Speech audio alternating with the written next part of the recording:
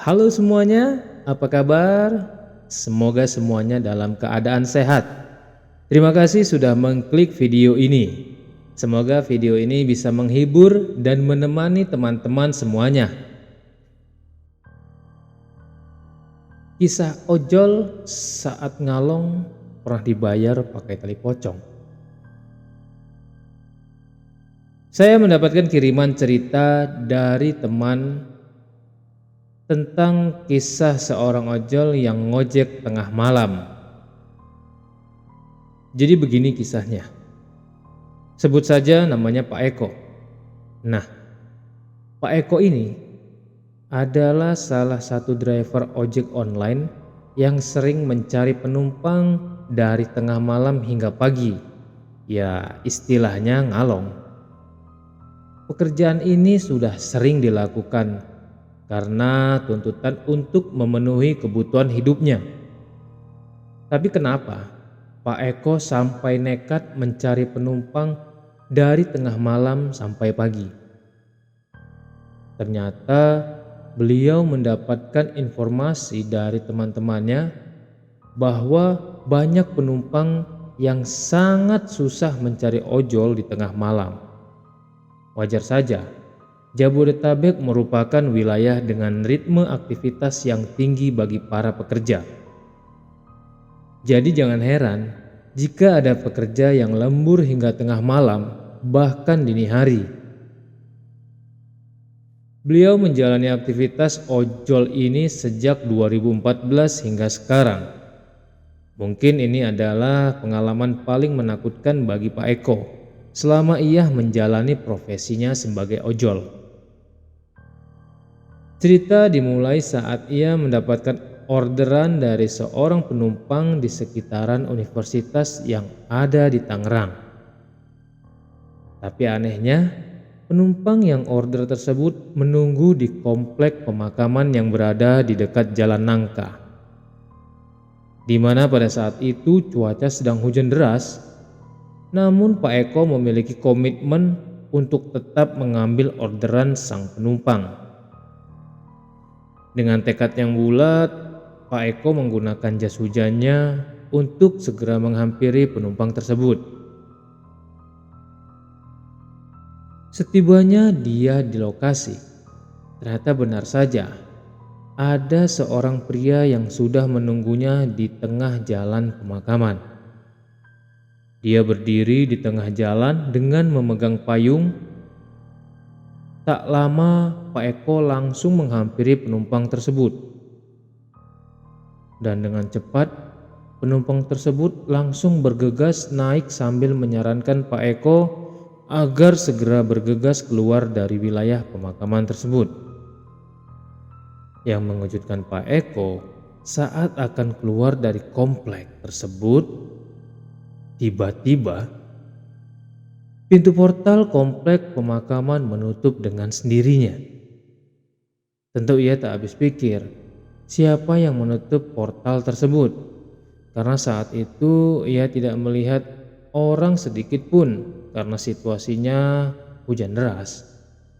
Pak Eko pun berucap saat itu, "Hujan deras, kalau gerimis masih mending," sambil membuka pintu portal tersebut. Setelah jalan keluar dari pemakaman, sang penumpang tak henti-hentinya mengucapkan terima kasih kepada Pak Eko yang mau mengambil orderannya. "Saya sangat berterima kasih sekali kepada Bapak udah mau ambil orderan saya. Sudah 5 kali orderan saya ditolak dengan berbagai macam alasan," pengakuan sang penumpang. Sang penumpang pun bercerita bahwa ia ditinggal oleh temannya di komplek pemakaman tersebut karena yakin bisa mendapatkan ojol. Tapi anehnya, orderan yang dilakukan sang penumpang tak kunjung diterima oleh ojol, hingga muncullah Pak Eko yang mau menerima orderannya. Kemudian dalam perjalanannya menuju tempat tujuan, ada satu cerita sang penumpang yang diingat Pak Eko adalah kisah sebuah kuburan yang berantakan di lokasi tadi saat ia mengambil penumpang tersebut. Diceritakan sang penumpang bahwa peristiwa itu dikarenakan sang mayit belum disempurnakan dan minta dibukakan tali pocongnya. Setelah sang penumpang rampung bercerita, Pak Eko berpesan kepada sang penumpang agar usai tiba di rumah untuk mandi dan melakukan sholat untuk menghilangkan efek negatif di wilayah tadi. Maklum, wilayah tersebut merupakan pemakaman umum. Nanti sampai rumah Bapak wudhu dan sholat, pesan Pak Eko kepada penumpang.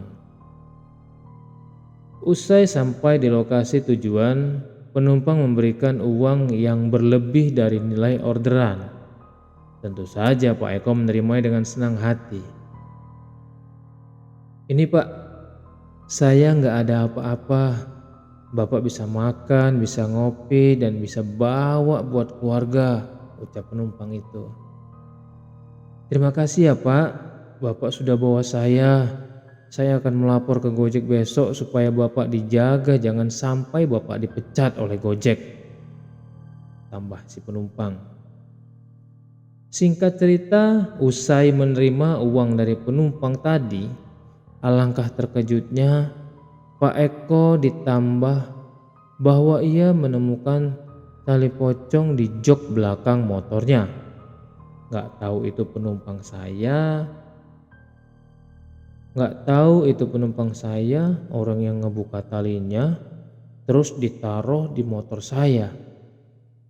Ya cuman ya nanti akan saya kuburkan. Bukannya kenapa, karena apa?